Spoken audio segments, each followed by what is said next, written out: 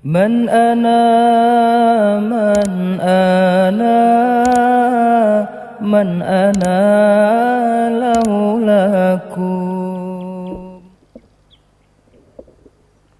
السلام عليكم ورحمة الله وبركاته.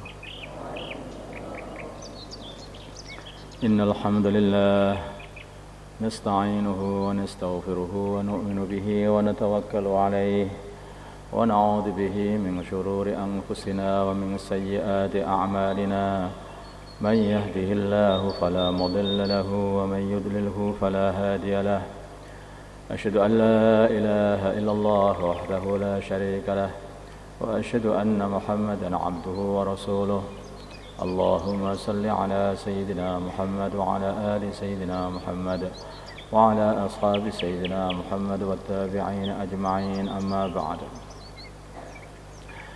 قال الله تعالى: إن الذين قالوا ربنا الله ثم استقاموا تتنزل عليهم الملائكة ألا تخافوا ولا تحزنوا وأبشروا بالجنة التي كنتم توعدون.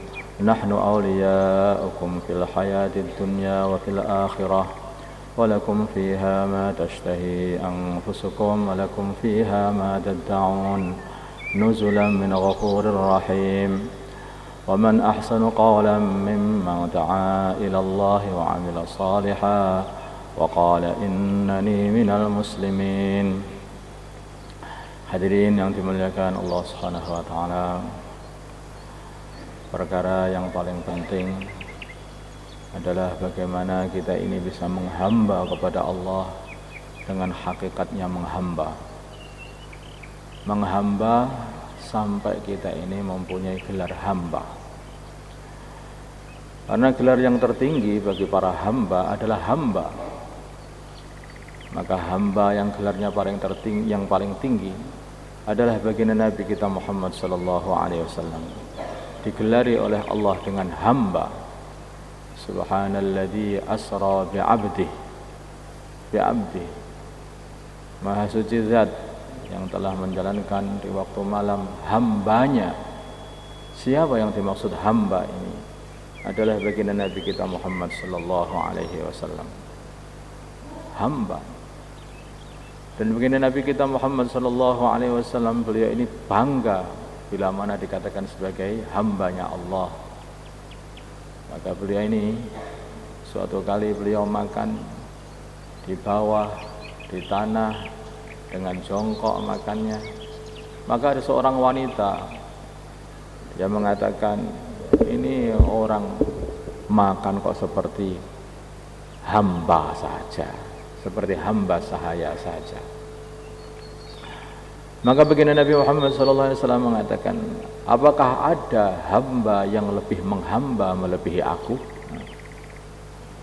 Akulah hakikatnya hamba, hamba yang paling menghamba kepada Tuannya Allah Subhanahu wa taala.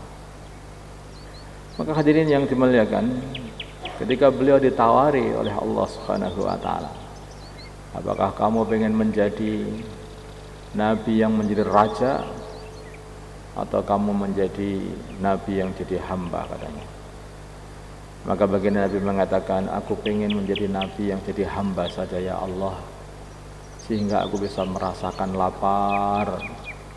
Begitu datang rasa lapar, maka aku bisa bersabar, mendapat pahalanya sabar.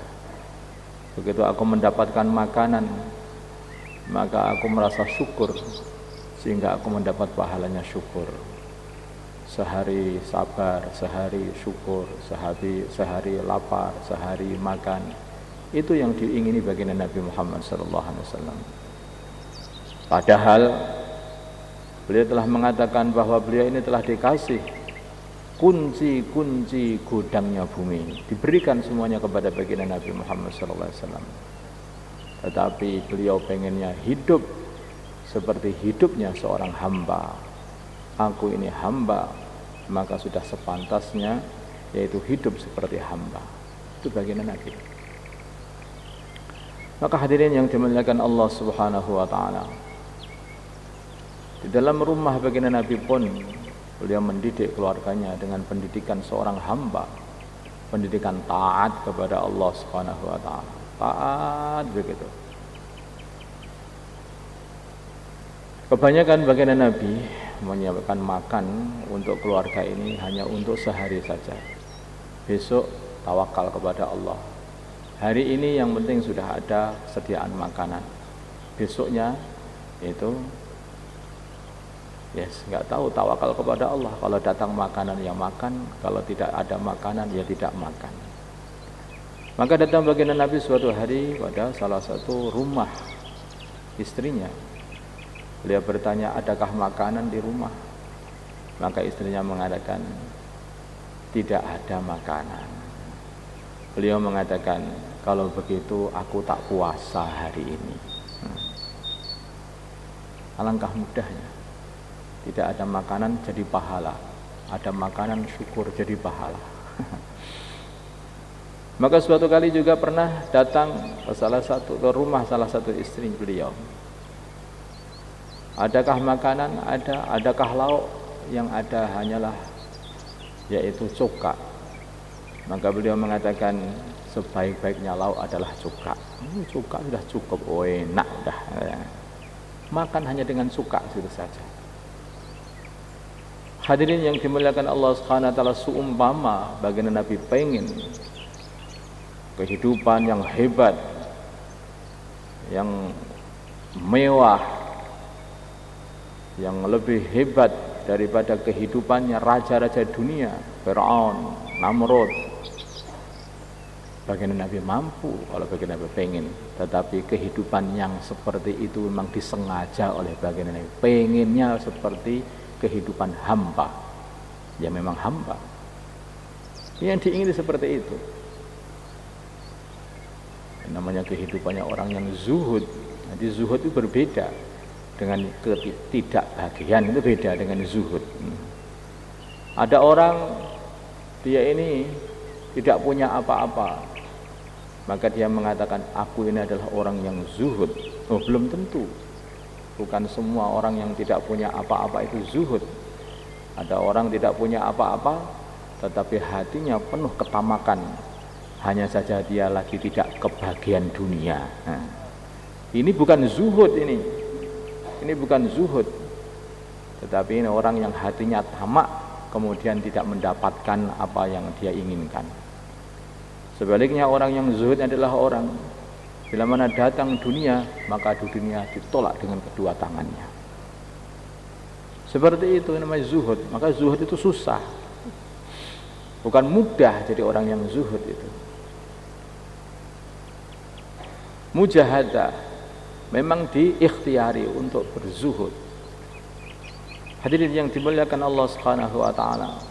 Orang-orang zaman dulu untuk usaha hidup seperti kehidupan baginda Nabi Muhammad SAW ini memang berusaha dengan susah payah. Susah payah. Ada seseorang yang dia itu duduk berzikir, kelihatannya melas orang ini, tidak punya apa-apa, pakaiannya lusuh. Maka ada seseorang di dekat dia itu, ini waktu kejadian ini di Mekah sana, di dekatnya Ka'bah. Ketika melihat, wah ini orang ini kelihatannya perlu bantuan, maka dia keluarkan uang emas 1 kantong, dikasihkan sama dia. Begitu kaget dia dikasih uang 1 kantong ini. Innalillahi wa inna ilaihi raji'un. Langsung berdiri begitu saja, sehingga uang yang diberikan sama dia ini ambiar begitu. Maka dia mengatakan, bagaimana kamu berbuat kepada aku seperti ini? Aku sudah berusaha bertahun-tahun menjauhkan diriku dari kehidupan yang mewah-mewah, dari harta-harta seperti ini. Lah kok kamu kotori aku dengan harta kayak begini? Saya enggak berbutuh dengan hartamu, katanya.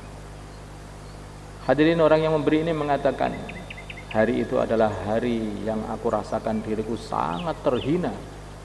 Bagaimana tidak? Hari itu aku memunguti uangku satu persatu, alangkah hinanya diriku ini depan orang ini, katanya. Aku menguti dunia, sedangkan dia tidak butuh dengan dunia. Aku menjadi orang yang paling fakir kayak di dunia ini, sedangkan dia menjadi orang yang paling kaya karena sudah tidak butuh dengan dunia lagi. Maka hadirin yang dimuliakan Allah Subhanahu wa taala, betul apa yang dikatakan baginda Nabi, innamal ghina ghinan nafas. Kekayaan itu hakikatnya adalah kaya dalam hati, bukan mengumpulkan harta. Semakin banyak orang mengumpulkan harta, menunjukkan dia butuh kepada harta. Orang butuh itu namanya orang yang fakir. Ya, semakin butuh semakin fakir, semakin butuh semakin fakir. Sebaliknya kalau dia sudah tidak butuh dengan dunia, maka berarti dia ini orang yang kaya. Orang kaya orang sudah tidak butuh bantuan dunia ini. Maka makin dia ini tidak butuh dengan dunia, maka inilah namanya orang yang kaya. Dan ini tempatnya ada di dalam hati masing-masing. Hadirin yang dimuliakan, lalu bagaimana kita ini bisa memasukkan diri dari kita ini dalam kehidupan seperti kehidupan baginda Nabi Muhammad SAW, kehidupan zuhud, kehidupan yang menghabiskan umur ini hanya untuk beribadah. Maka dikatakan innal ladzina qalu rabbunallah tsumma istaqamu, yaitu orang yang mengatakan Tuhanku adalah Allah terus istiqamah. Artinya ketika dia ini duduk di sini ini merasakan Tuhanku adalah Allah, maka Allah perintah apa kepada diriku hari ini. Ketika dia di pasar, maka Tuhanku adalah Allah, maka apa perintah Allah ketika aku di pasar. Ketika dia di jalanan, maka juga merasakan Tuhanku adalah Allah, maka apa perintah Allah ketika aku di jalanan seperti ini. Ketika naik kendaraan, Tuhanku adalah Allah, maka apa perintah Allah ketika aku naik kendaraan. Ketika masuk rumah, Tuhanku adalah Allah, maka apa perintah Allah ketika aku masuk rumah. Terus begitu dirasakan istiqomah seperti itu. Maka jadilah orang yang paling banyak zikirnya, paling banyak ingatnya kepada Allah, paling banyak berdoanya, sehingga bisa mengikuti kehidupan baginda Nabi Muhammad SAW. Baginda Nabi ketika masuk rumah, Assalamualaikum.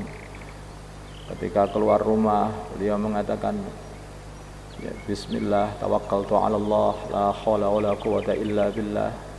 Ketika sudah naik kendaraan, maka beliau mengucapkan lagi subhanalladzi sakhkhara lana hadza, karena Tuhanku adalah Allah. Itu dirasakan betul dalam hati baginda Nabi.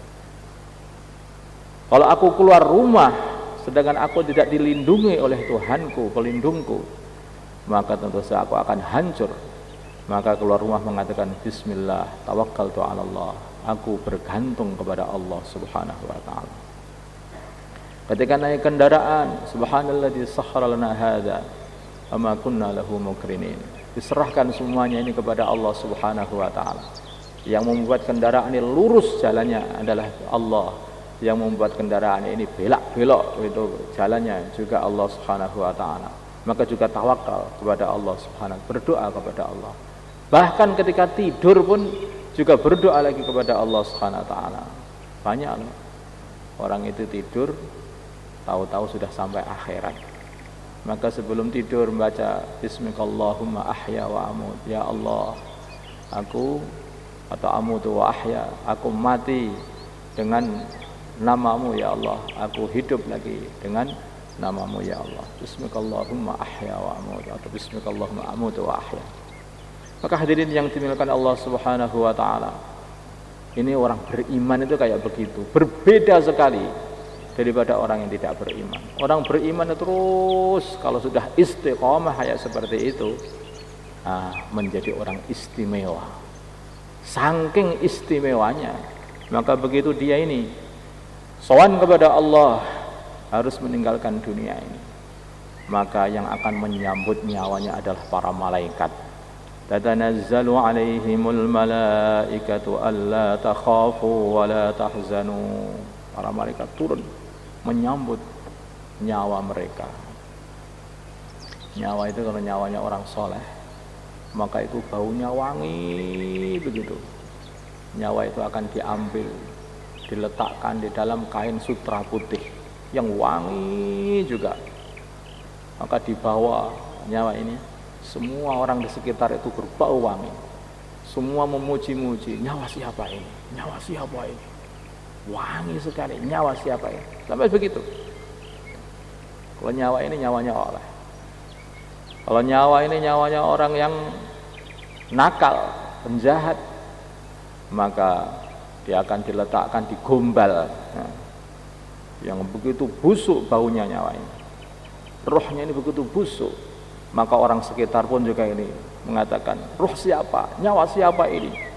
Wajib baci ini. Dari mana ini? Siapa ini? Maka hadirin yang dimuliakan Allah Subhanahu wa taala, baginda Nabi Muhammad sallallahu alaihi wasallam, beliau menggambarkan bahwa salat ini adalah pembersih diri kita, pembersih nyawa kita dari segala dosa. Dosa itu bau. Dosa itu betul-betul bau. Maka hadirin, beliau menggambarkan salat ini sebagai pembersih. Salat 5 waktu adalah seperti mandi 5 kali. Maka baginda Nabi mengatakan kepada sahabat-sahabatnya, apakah masih tersisa? Apakah masih tersisa kotoranmu bila mana sudah mandi 5 kali sehari? Ya tentu saja tidak tersisa. Makanya tinggal sholatnya ini, sholatnya itu khusyuk atau tidak, bermutu atau tidak. Seperti halnya seorang yang mandi itu, mandinya itu mutu atau tidak. Nah, ini begitu itu. Sholat ini diumpamakan seperti, orang yang sholat diumpamakan seperti air yang mengalir. Yang orang yang mengerjakan sholat seperti mandi di air itu. Hadirin, kalau sholatnya itu bermutu, sholatnya betul-betul terima oleh Allah SWT, maka seperti seseorang yang mandinya betul-betul bersih begitu. Sehingga kalau 5 kali mandi dengan bersih, maka dia itu ketika sowan kepada Allah Subhanahu wa taala dalam keadaan bersih, tidak ada kotoran, tidak ada bau, hanya wangi saja adanya. Sebaliknya kalau dia ini salatnya tidak bermutu seperti salatnya orang-orang munafikin. Wa idza qamu ila sholati qamu kusala. Bila mana mereka ini menegakkan salat, mereka menegakkan salat dengan bermalas-malasan. Kenapa seseorang bisa sholat menghadap Allah kok malas? Padahal dia ini hidup dikasih kehidupan oleh Allah. Dia ini bisa makan, dikasih makan oleh Allah. Dia ini bisa minum, dikasih minum oleh Allah. Nah, dia ini bisa melek, dikasih melek. Bisa tidur, semua dikasih oleh Allah. Lah kok suruh menghadap Allah? Lah kok menghadap dengan malas? Dengan malas, kayak tidak butuh kepada Allah Subhanahu wa taala. Kalaupun itu dia itu salat, maka yura'unan nasa wa la yadhkurunallaha illa qalila. Itu pun hanyalah karena hanya untuk diperlihatkan kepada manusia. Hanya untuk diperlihatkan manusia. Salat yang seperti ini tidak ada gunanya, bahkan menghancurkan dia sendiri. Seperti orang yang mandi pada lumpur saja, tidak tambah bersih tapi tambah kotor. Fawailul lil musallin alladzina hum an salatihim sahun. Kehancuran bagi orang-orang yang salatnya itu hanya main-main saja, lalai, salatnya lalai semua. Maka hadirin yang dimuliakan Allah Subhanahu wa taala, sebetulnya yang kita kerjakan ini, amalan-amalan kita kerjakan ini berhubungan dengan roh kita. Bukan berhubungan pada zahir saja, tapi berhubungan dengan roh. Maka semakin kita ini mendekatkan diri kepada Allah, maka roh ini tampak memancar kebaikan-kebaikan, tambah terang, tambah dicintai oleh Allah SWT. Maka Allah katakan, la khuluhu famus shaimi atyabu indallahi min rihil misk. Bau tidak sedapnya mulutnya orang yang sedang berpuasa ini adalah lebih wangi melebihi minyak misik di sisi Allah Subhanahu wa taala. Kalau kita menganggap zahirnya, maka kelihatannya baunya tidak sedap kalau orang berpuasa ini. Tetapi ini adalah bau yang wangi dari roh yang keluar bagi Allah Subhanahu wa taala. Maka hadirin yang dimuliakan Allah Subhanahu wa taala, sampai para ulama mengatakan dimakruhkan untuk bersiwak kalau sudah selepas zawal, karena waktu itu bau-baunya mulut orang yang berpuasa, karena akan menghilangkan bau ini. Sedangkan bau ini adalah sangat-sangat dicintai oleh Allah Subhanahu wa taala. Bagaimana kok bisa dicintai oleh Allah taala? Ya, karena ini akan membersihkan roh, karena akan mewangikan roh kita. Maka hadirin yang dimuliakan Allah Subhanahu wa taala, Allah tidak melihat wajah kita, kegantengan kita, tidak. Allah tidak melihat harta kita, tidak. Tetapi Allah itu melihat yaitu amalan kita dan hati kita. Ini yang dilihat oleh Allah. Amalan dan hati itu yang dilihat. Bukan mesti orang yang ganteng nanti di akhirat akan jadi ganteng, tidak. Bukan mesti orang yang kaya nanti di akhirat menjadi kaya, tidak. Siapa orang yang ganteng-ganteng nanti di akhirat? Orang yang hatinya bersih, orang yang amalannya diterima oleh Allah, itu orang yang ganteng-ganteng nanti di akhirat. Abu Lahab. Abu Lahab, Lahab itu adalah artinya jilatan-jilatan api, mencorong, api yang mencorong, menjilat-jilat seperti itu. Karena apa? Karena wajahnya putih, ganteng Abu Lahab itu. Ganteng Abu Lahab itu. Kalau kita melihatnya, kita akan terpesona melihat gantengnya Abu Lahab itu. Tetapi Allah katakan, tabbat yada abi lahab wa tab fama aghna anhu maluhu wa ma kasab. Coba, Abu Lahab walaupun wajah yang ganteng di dunia ini, tetapi nanti dia akan kehilangan kegantengannya ketika di akhirat, karena memusuhi baginda Nabi Muhammad SAW. Memusuhi baginda Nabi. Sebaliknya Bilal, orang Habasyah, kulitnya hitam, hidungnya juga tidak mancung, tetapi dia ini cinta dengan baginda Nabi Muhammad SAW. Maka dia masih di dunia pun langkah terumpahnya Bilal itu bisa didengar baginda Nabi di surga sana. Apa amalamu Bilal?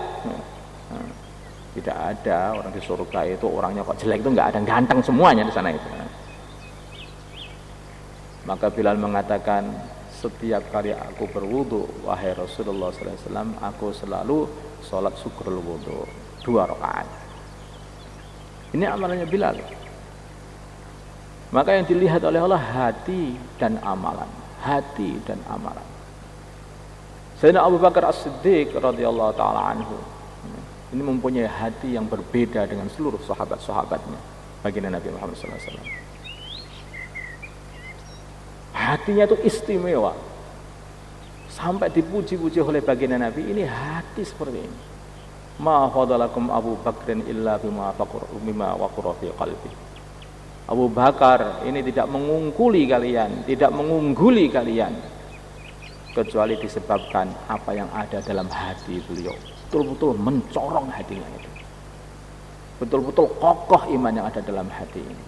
Ketika orang-orang membohongkan baginda Nabi, maka hanya satu orang yang mengatakan betul. Nabi Muhammad adalah betul. Orang-orang mengatakan Muhammad bohong, Muhammad bohong, Muhammad bohong. Tapi Abu Bakar mengatakan Muhammad betul. Muhammad betul, benar yang dikatakan itu. Itu yang dikatakan baginda Nabi. Ketika orang-orang membohongkan aku, satu orang saja yang mengatakan bahwa yang membetulkan aku, Abu Bakar As-Siddiq radhiyallahu anhu, tidak bergoyah imannya. Maka hadirin yang dimuliakan Allah Subhanahu wa taala, kalau kita pengen tahu iman kita seberapa, kadang-kadang orang itu enggak tahu, tetapi langsung ngaku-ngaku, aku ini kelihatannya kayak Abu Bakar imannya ini. Ya, boleh saja. tetapi coba dites sendiri. Ketika sudah ada panggilan 4 bulan, 40 hari, kita larinya ke belakang atau lari ke depan, itu akan tampak itu kayak Abu Bakar apa bukan. Maka hadirin yang dimuliakan Allah Subhanahu wa taala, kalau Abu Bakar As-Siddiq radhiyallahu taala anhu, baginda Nabi Muhammad sallallahu alaihi wasallam, begitu beliau mengatakan, awalnya Abu Bakar bertanya, wahai Muhammad, ini teman dekatnya baginda Nabi beliau. Beliau bertanya kepada baginda Nabi Muhammad sallallahu alaihi wasallam, wahai Muhammad, aku dengar kaum ini mengatakan katanya kamu membuat resah saja. Apa betul begitu? Baginda Nabi hanya mengatakan, wahai Abu Bakar, aku ini adalah utusannya Allah. Katakanlah la ilaha illallah Muhammad Rasulullah. Langsung la ilaha illallah Muhammad Rasulullah. Begitu ditaskil langsung berangkat. Gak ada mikir, boleh gak kira-kira sama ayahku ya? Boleh gak kira-kira sama istriku ya? Boleh nggak, cocok nggak kira-kira sama anakku? Enggak, langsung berangkat begitu saja.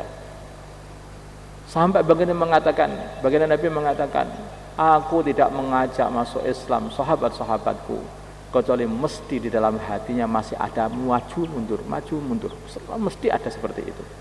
Kecuali satu sahabat saja, yaitu Abu Bakar As-Siddiq radhiyallahu taala. Hanya maju tok, nggak ada mundurnya.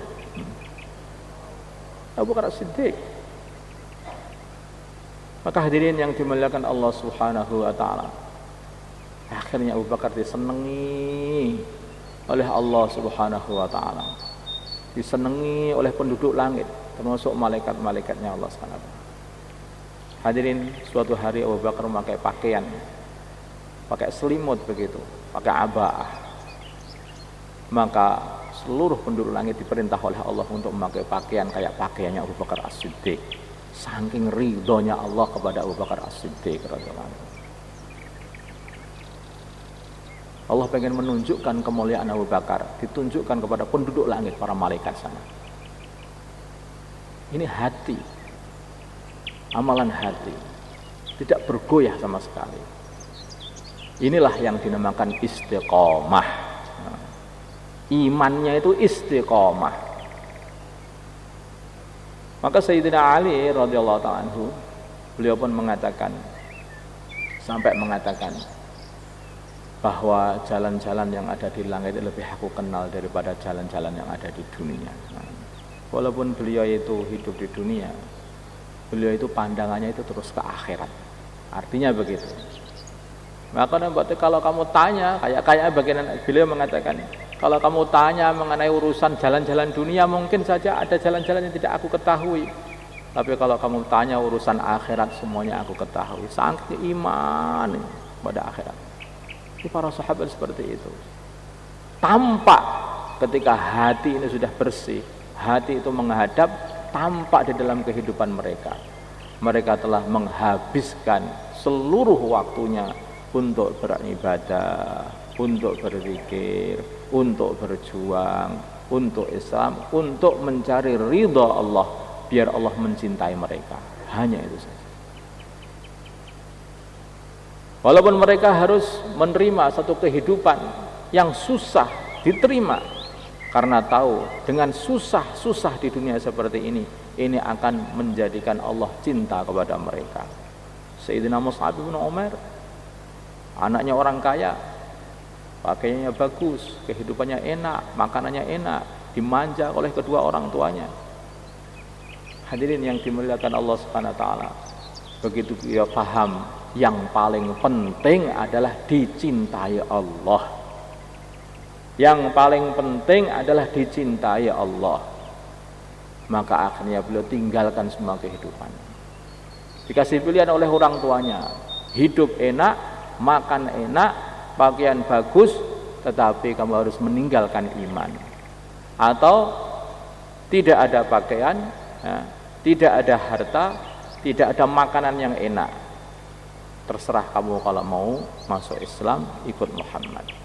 Maka Sayyidina Mus'ab bin Umair lebih memilih untuk ikut baginda Nabi Muhammad SAW, beriman karena tahu ini akan mendatangkan cintanya Allah, ridha Allah. Lebih milih itu. Maka hadirin yang dimuliakan Allah Subhanahu wa taala, beliau habiskan seluruh waktunya untuk perjuangan. Beliau habiskan untuk semua waktunya untuk mengajari orang-orang Madinah Islam, tentang Islam. Hadirin, akhirnya ketika beliau ini, pemuda yang kaya raya ini wafat, maka sudah tidak punya apa-apa. Hanya satu saja hartanya, selembar kain. Beliau ikut berjuang pada perjuangan Uhud, hanya punya selembar kain.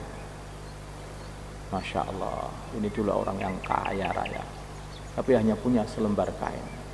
Itu pun hanya untuk sarungan saja.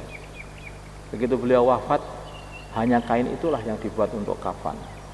Ditutupkan di wajahnya, kakinya kelihatan. Ditutupkan di kakinya, wajahnya kelihatan. Tidak cukup panjang kainnya itu. Akhirnya bagaimana? Nabi mengatakan, tutupkanlah di wajahnya, kemudian kakinya kamu tutupi dengan rumput saja. Mus'ab bin Umair, beliau memilih kehidupan seperti ini. Kenapa? Karena beliau sudah merasakan indahnya, nikmatnya, manisnya iman, manisnya mendapat ridha Allah Subhanahu wa taala. Maka tidak heran, ini para sahabat, kalau nanti kita ini bagaimana? Loh, para sahabat itu juga manusia biasa juga. Orang setelah para sahabat pun kalau mau menirukan para sahabat juga akan seperti para sahabat. Seorang pangeran, calon raja, amir yang hebat, mempunyai istana yang megah, Ibrahim bin Adham. Hadirin yang dimuliakan Allah Subhanahu wa taala, begitu beliau paham mengenai nikmatnya iman, manisnya iman, maka ditinggalkan semuanya ini. Ditinggalkan semuanya. Taraktul khalqa turran fi hawaka wa itamtul a'yalaka ya araka law qatta'tani fil hubbi irba lama hannal fuadu ila siwaka. Aku tinggalkan semua makhluk ya Allah demi cintaku kepadamu, atau demi supaya engkau mencintai aku. Dan aku jadikan anak-anakku menjadi anak-anak yang yatim. Sudah jadi anak yatim, ku tinggalkan begitu saja, supaya aku dapat melihatmu ya Allah. Kalau engkau hukum aku ini, sehingga engkau potong-potong tubuhku ini ya Allah, karena cintaku kepadamu, maka hatiku sama sekali tidak akan berpaling kepada selainmu. Kalau orang itu betul-betul cinta kepada Allah, maka apapun kondisi yang diterima, maka hanya seneng saja. Lau qatta'tani fil hubbi irba lama hannal fuadu ila siwaka. Musibah apapun yang kau turunkan kepada aku, walaupun kau potong-potong tubuhku ya Allah, hatiku tetap cinta saja kepadamu ya Allah. Adanya. Ini Sayyidina Ibrahim bin Adham. Kalau manusia dengan manusia, mungkin kita dapat bisa melihat, bisa mendengar. Kalau orang lagi cinta sekali kepada istrinya, mau walaupun ditempilingi sama istrinya itu, dia tidak akan membalas. Padahal dia seorang laki-laki yang kekar, yang kokoh, yang kuat. Karena apa? Karena saking cintanya kepada istrinya. Kalau dia cinta kepada anaknya juga seperti itu. Walaupun anaknya itu terus minta ini, minta itu, maka dia pun juga akan nuruti apa perintah anaknya. Walaupun dia harus bekerja demi untuk nuruti yaitu permintaan anaknya. Itu namanya cinta. Nah, sekarang kita ini katanya ngaku cinta kepada Allah Subhanahu wa taala. Baru saja sedikit lapar, aku nggak punya apa-apa ini gara-gara sholat ini gara-gara wiritan ini, habis waktuku akhirnya tidak bisa untuk kerja. Tinggalkan sholat, tinggalkan zikir, tinggalkan amalan, semuanya demi untuk kerja. Ini cinta apa ini? Ini bukan cinta kepada Allah namanya. etok-etokan cintanya kepada Allah. Tapi kalau orang betul-betul mencintai Allah, apapun yang buat oleh Allah kepadanya, maka dia tetap ridho. Alhamdulillah, senang. Alhamdulillah, senang. Tetapi hadirin yang dimuliakan Allah Subhanahu wa ta'ala, takutkan adalah kalau Allah marah kepada beliau. Maka beliau mengatakan, ya Allah, illam takun bika alayya ghadab fala ubali. Kalau asalkan engkau ya Allah tidak marah kepada aku enggak peduli engkau apakan aku ini, enggak peduli ya Allah. Aku ridho, seneng saja. Yang aku takutkan kalau engkau marah kepada aku. Ya, kalau orang sudah dimarahi Allah itu sudah enggak ada bagian apa-apa. Maka hadirin yang dimuliakan Allah Subhanahu wa ta'ala, rasa seperti inilah yang harusnya kita pupuk, kita usahakan sampai iman itu betul-betul tidak goyah, istiqomah, sehingga nanti kita begitu dipanggil oleh Allah langsung disambut oleh para malaikat. Tatanazzalu alaihimul malaikatu alla takhafu wa la tahzanu wa abshiru bil jannati allati kuntum tu'adun. Mereka mengatakan, para malaikat itu, janganlah kalian semua khawatir, janganlah kalian semua susah, jangan mengkhawatirkan nasibmu nanti setelah ini, enak tok sampai mlebu swarga. Jangan kamu pikirkan orang-orang yang kamu tinggalkan, amalmu sudah baik, maka orang-orang yang kamu tinggalkan akan dipelihara semuanya oleh Allah Subhanahu wa ta'ala. Begitu dikatakan dalam kitab-kitab tafsir. Maka hadirin yang dimuliakan Allah, kalau kita taat betul kepada Allah, maka anak-anak kita, orang-orang kita tinggalkan pun juga akan dipelihara oleh Allah Subhanahu wa ta'ala. Nabi Ibrahim alaihi salatu wasallam taat kepada Allah, maka akhirnya anak-anaknya pun dijadikan anak-anak yang barokah ya. Jadi anak yang barokah, menyebar ke seluruh dunia, menjadi dai-dai yang menyebarkan agama, menjadi wali-walinya Allah, menjadi raja-raja Islam. Bangunan-bangunannya dibarokahi, Ka'bah jadi barokah, Masjidil Aqsa barokah, Masjid Nabawi ini yang bangun juga keluarga Ibrahim, baginda Nabi Muhammad SAW juga barokah. Airnya juga barokah, air Zam-Zam. Orang sakit minum langsung sembuh sakitnya, orang bodoh minum langsung pinter ya. Ini kalau yakin loh ya, kalau yakin begitu. Para ulama dulu kalau minum air Zam-Zam niatnya, ya Allah, aku telah mendengar dari nabimu bahwa ma'u Zam-Zam lima syuribalah, air Zam-Zam mengikuti niatnya orang yang minum, maka aku minum air Zam-Zam, aku niatkan supaya engkau ampuni dosa-dosaku ya Allah, dan engkau tambahi ilmuku. Dan mengatakan engkau jadikan, engkau tambahi kecerdasanku. Banyak di antara mereka mengatakan, setelah aku minum air Zam-Zam pada waktu itu loh, itu loh, kok aku sekarang ini jadi padang begitu, semua ilmu bisa masuk. Makanya itu yang susah-susah berpikir itu banyak minum air Zam-Zam. Itu air barokah. Itu air barokah. Maka hadirin yang dimuliakan Allah Subhanahu wa ta'ala,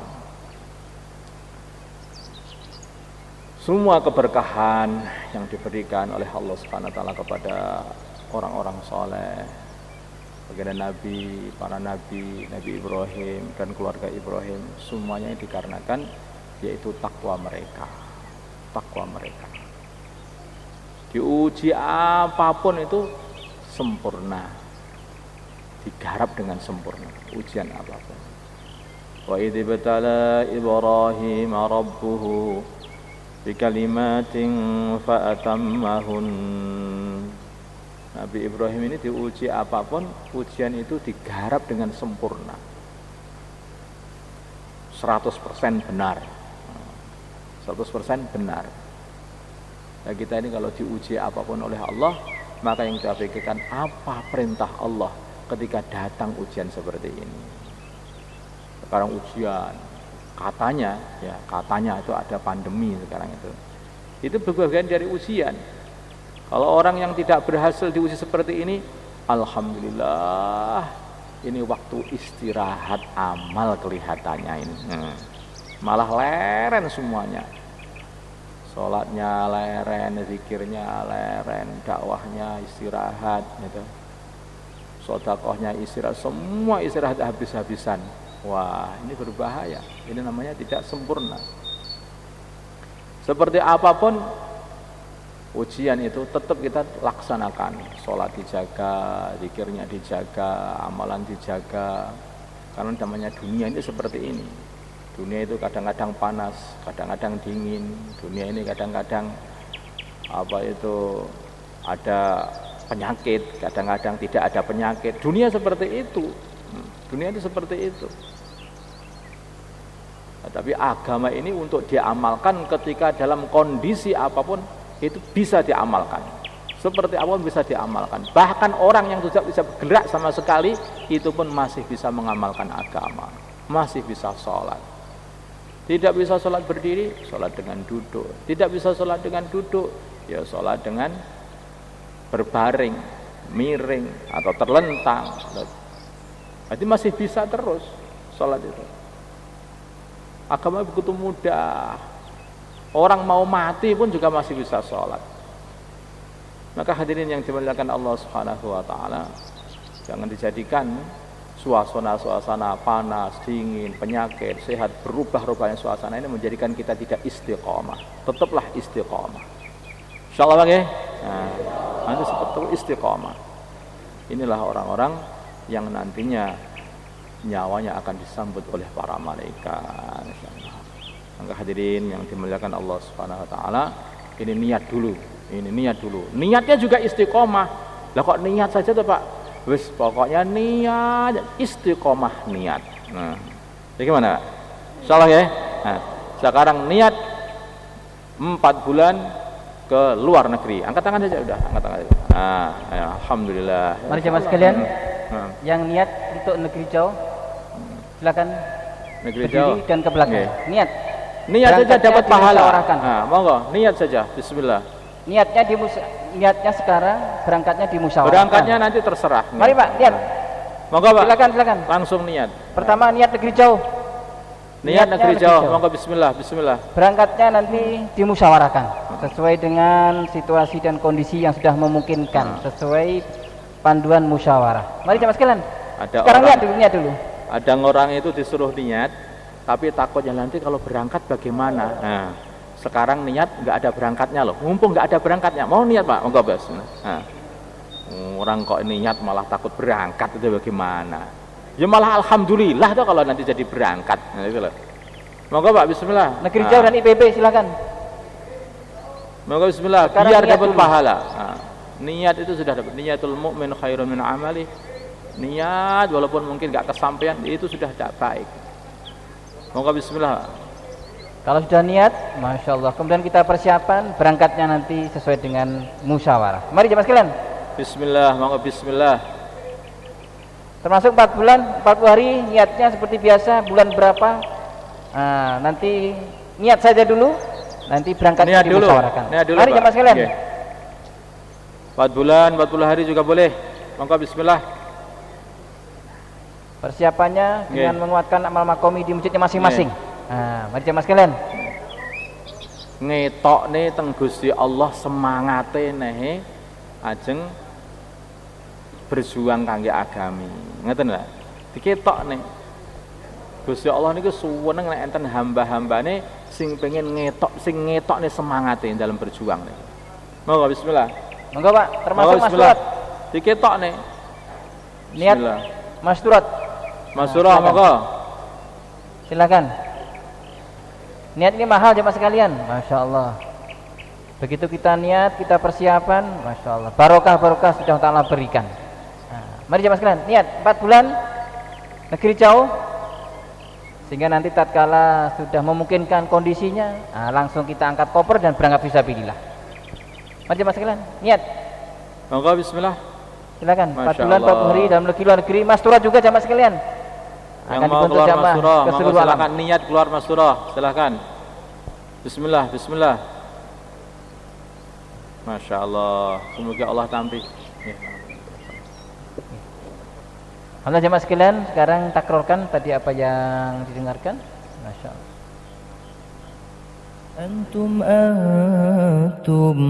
muradi wa antum qasdi ليس أحد في المحبة سواكم عندي